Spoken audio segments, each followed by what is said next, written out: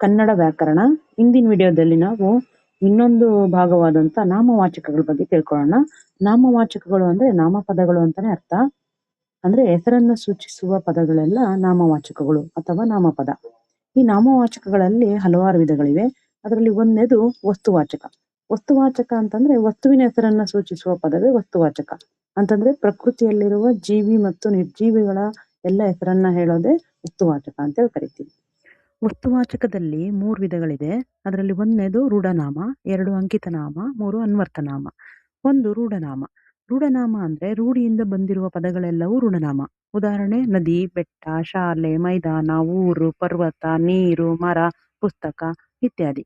ಹೆಂಗೆ ರೂಢಿಯಿಂದ ಬಂದಂತ ಪದಗಳು ಅಂತಂದ್ರೆ ನಾವು ಅದನ್ನ ನೋಡಿದ್ರೆ ಅದ್ ನಮಗೆ ಕಂಡಿಡಿಯಕ್ ಬರುತ್ತೆ. ಉದಾಹರಣೆಗೆ ಈಗ ನದಿ ನೋಡಿದ್ರೆ ನದಿ ಅಂತ ನಮ್ಗೆ ಗೊತ್ತಾಗುತ್ತೆ, ಬೆಟ್ಟ ನೋಡಿದ್ರೆ ಬೆಟ್ಟ ಅಂತ ಗೊತ್ತಾಗುತ್ತೆ, ಮರ ನೋಡಿದ್ರೆ ಮರ ಅಂತ ಗೊತ್ತಾಗುತ್ತೆ, ಊರ್ ನೋಡಿದ್ರೆ ಊರು ಅಂತ ಗೊತ್ತಾಗುತ್ತೆ. ಆದ್ರೆ ಯಾವ ಊರು ಅಂತ ಗೊತ್ತಾಗಲ್ಲ.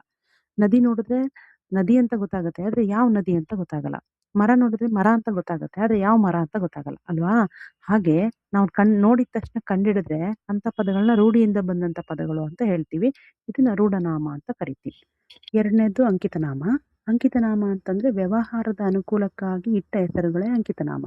ಅಂತಂದ್ರೆ ರೂಢನಾಮದಲ್ಲಿರುವಂತ ವಸ್ತುಗಳನ್ನ ನಾವು ನಿರ್ದಿಷ್ಟವಾಗಿ ಗುರುತಿಸ್ಲಿಕ್ಕೋಸ್ಕರ ನಾವು ಹೆಸರುಗಳನ್ನ ಕೊಟ್ಟಿರ್ತೀವಿ. ಅದನ್ನ ಅಂಕಿತನಾಮ ಅಂತ ಕರಿತೀವಿ. ಉದಾಹರಣೆಗೆ ಬೆಂಗಳೂರು ಊರು ಅಂದ್ರೆ ರೂಢನಾಮ.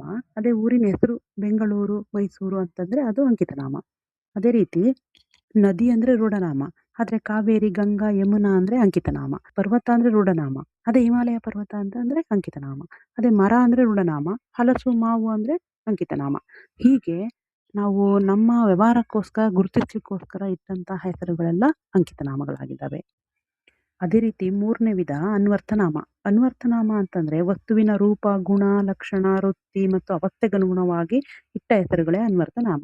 ಅಂತಂದ್ರೆ ನಾವು ಅಂಕಿತನಾಮದಲ್ಲಿ ಈಗ ರಾಮ ಅಂತ ಇದ್ದ ಅಂದ್ರೆ 2 ವ್ಯಕ್ತಿಗಳ ಹೆಸರು ರಾಮ ಅಂತ ಇತ್ತು ಅಂದ್ರೆ ಯಾವ ರಾಮ ಅಂತ ಗುರುತಿಸ್ಲಿಕ್ಕೋಸ್ಕರ ನಾವು ಬಡಗಿ ರಾಮ, ಸಲಿಗ ರಾಮ ಅಥವಾ ಕುಂಟರಾಮ, ಕುರುಡ್ರಾಮ ಅಥವಾ ಅವ್ರ ಜಾಣ ದಡ್ಡ ಇದ್ರೆ ಜಾಣರಾಮ, ದಡ್ಡರಾಮ ಅಂತೇಳಿ ನಾವು ಅನ್ವರ್ಥವಾಗಿ ಹೆಸರುಗಳನ್ನ ಇಡ್ತೀವಲ್ವಾ?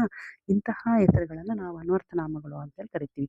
ಶಿಕ್ಷಕ, ವೈದ್ಯ, ಬಡಗಿ, ಅಕ್ಕಸಾಲಿಗ, ವ್ಯಾಪಾರಿ, ವಿಜ್ಞಾನಿ, ಪಂಡಿತ, ರೋಗಿ ಮುಂತಾದ ಪದಗಳೇ ಅನ್ವರ್ಥನಾಮ ಪದಗಳು. ಇವಿಷ್ಟು ವಸ್ತುವಾಚಕದ 3 ವಿಧಗಳಾಗಿದೆ. ಈ ವಿಡಿಯೋ ಇಷ್ಟ ಆದರೆ ನಿಮಗೆ ಲೈಕ್ ಮಾಡಿ, ಶೇರ್ ಮಾಡಿ, ಸಬ್ಸ್ಕ್ರೈಬ್ ಮಾಡಿ. ಧನ್ಯವಾದಗಳು.